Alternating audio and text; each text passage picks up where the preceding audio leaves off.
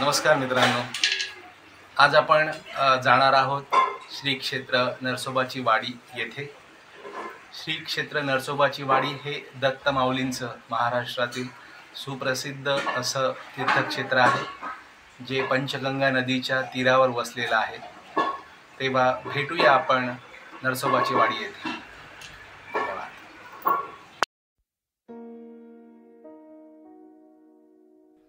नरसोबाची वाडी किंवा नृसिंहवाडी हे कृष्णा पंचगंगेच्या नयनरम्य तीरावर असलेल्या तीर्थस्थळ दत्त भक्तांसाठी दत्तप्रभूंची राजधानी म्हणून ओळखली जाते। शहराच्या विस्तारासाठी नैसर्गिक मर्यादा असल्या तरी आज खूप मोठ्या प्रमाणात धर्मशाळा, भक्तनिवास व प्रसादालय आहे। नृसिंहवाडी पर्यायी नाव आहे नरसोबावाडी किंवा नरसोबाची वाडी। हे कोल्हापूर जिल्ह्यातील शिरोळ तालुक्यातील 417 हेक्टर क्षेत्राचे गाव असून 2011च्या जनगणनेनुसार ह्या गावात 930 कुटुंबे असून गावाची लोकसंख्या 4168 इतकी आहे। कोल्हापूरपासून सुमारे 45 किलोमीटर अंतरावर कृष्णा आणि पंचगंगा या नद्यांच्या संगमावर हे क्षेत्र वसलेले आहे। ह्या गावच्या चतुःसीमा पुढील प्रमाणे आहेत। पूर्वेस शिरढोण, पश्चिमेस औरवाड, उत्तरेस शिरोळ तर दक्षिणेस कुरुंदवाड अशी गावे आहेत। या गावाचे मूळ नाव अमरापूर होय।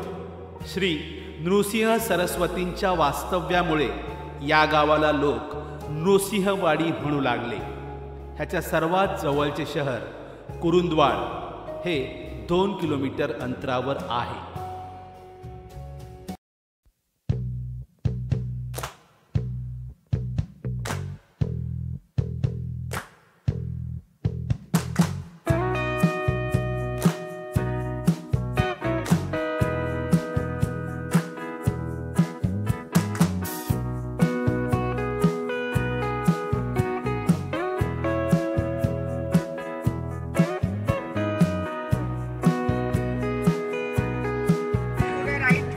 एकदम राइट ना, नहीं सरकल है, सरळ सरळ थोड़ा पुढे इथे ते फेमस गणपती मंदिर आहे।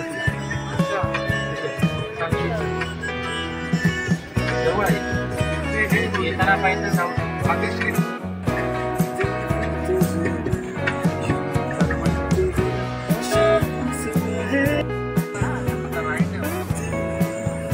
आता लगेच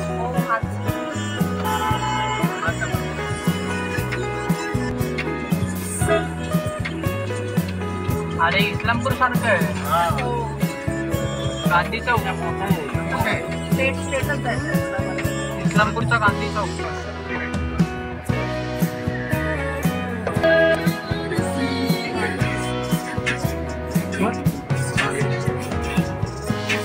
खाशाबा जाधव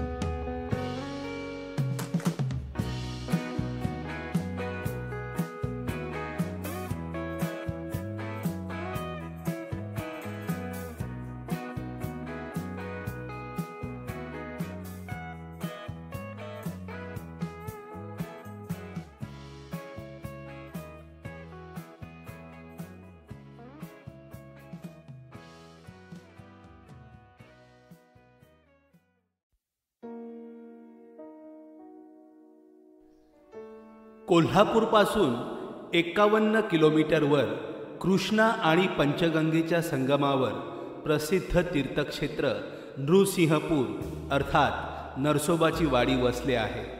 दत्तात्रेयांचे अवतार श्री नृसिंह सरस्वतींचे या ठिकाणी 12 वर्षे वास्तव्य होते असे सांगितले जाते. श्री नृसिंह सरस्वतींनी याच ठिकाणी तपश्चर्या केली होती आणि त्यांच्याबद्दलचे अनेक चमत्कार इथे घडल्याचे सांगितले जाते. श्री नृसिंह सरस्वतींच्या पादुकांची इथे पूजा केली जाते.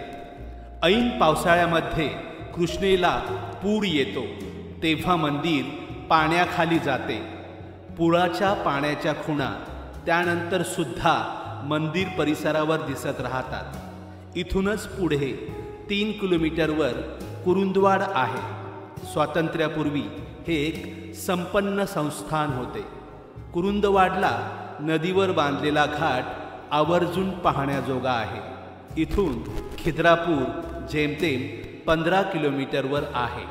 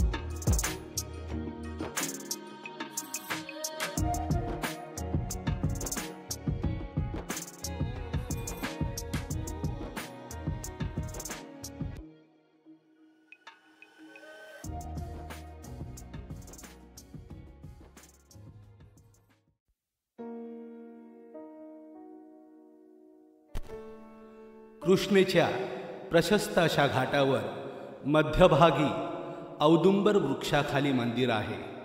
मंदिरातच नृसिंह सरस्वती स्वामींनी स्थापन केलेल्या दत्तपादुका आहेत. वाडीहून गाणगापूरला जाताना योगिनींच्या आग्रहावरून स्वामींनी वालुकामय पाषाणाच्या या पादुकांची स्थापना केली.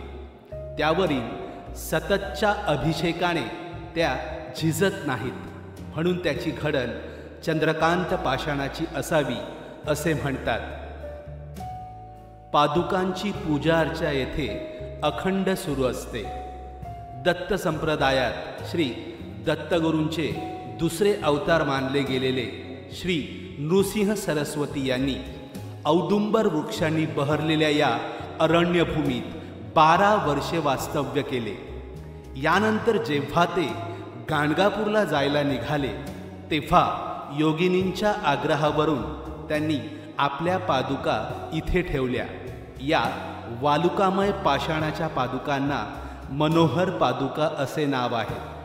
या पादुकांची मध्यानी पूजा केली जाते. नदीवरचा घाट एकनाथ महाराजांनी बांधला असल्याचे सांगितले जाते. याच घाटावर वासुदेवानंद सरस्वतींचेही स्मृती मंदिर आहे. नदीचे पात्र, घाट, देऊळ, त्यामागचा औदुंबराचा पार हे सारे अगदी चित्रमय भासते आणि परिसरातले शांत, काहीसे पारंपरिक प्रसन्न वातावरण मनाला भावते.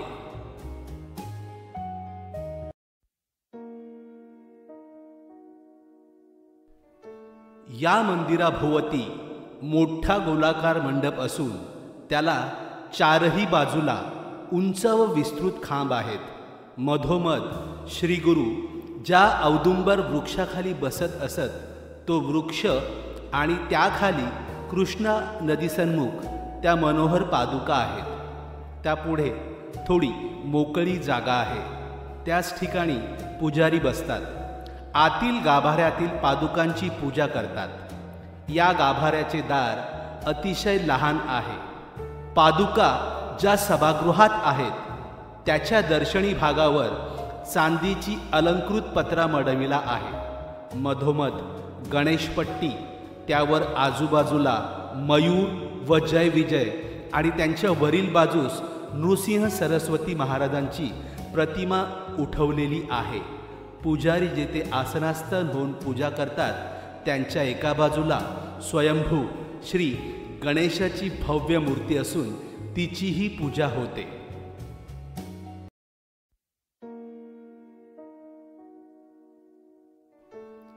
सांप्रत उभे असलेले नरसोबावाडीचे हे मंदिर विजापूरच्या आदिलशहाने बांधले आहे. विजापूरच्या बादशहाच्या मुलीचे डोळे गेल्यामुळे तिला अंधत्व आले. तेव्हा बिदरच्या बादशहाच्या सांगण्यावरून आदिलशहा नृसिंहवाडीस आला. त्याने गुरूंचे दर्शन घेतले व नवस बोलला. पुजाराने जो अंगारा दिला तो त्याने मुलीच्या डोळ्याला लावला असता तिला दृष्टी प्राप्त झाली. त्यामुळे बादशहा आनंदित झाला. त्याने कृष्णेच्या पैल तीरावरील औरवाड व गौरवाड ही 2 गावे देवस्थानाच्या पूजा अर्चेसाठी इनाम दिली. त्यापैकी औरवाड म्हणजे पूर्वीचे अमरापूर. या गावाचा उल्लेख गुरुचरित्रांमध्ये येतो. या गावात अमरेश्वराचे प्राचीन मंदिर आहे. नरसोबाच्या वाडीचे मंदिर विजापूरच्या मुसलमान बादशहाने बांधले असल्यामुळे त्यावर कळस नाही. हे मंदिर म्हणजे एक लांबट आकाराची उंच अशी वास्तू आहे आणि त्यासमोरच्या संथ वाहणाऱ्या कृष्णेचा विस्तीर्ण घाट आहे. नरसोबाच्या वाडीचा उल्लेख अमरापूर या नावाने गुरुचरित्रात आला आहे. त्यामुळे हे ठिकाण दत्तभक्तांच्या दृष्टीने महत्त्वाचे मानतात. इथे नृसिंह सरस्वतींच्या मंदिराव्यतिरिक्त रामचंद्र योगी यांचीही समाधी आहे. याशिवाय नारायण स्वामी, काशीकर स्वामी, गोपाल स्वामी, मौनी स्वामी इत्यादींची समाधी मंदिरे आहेत.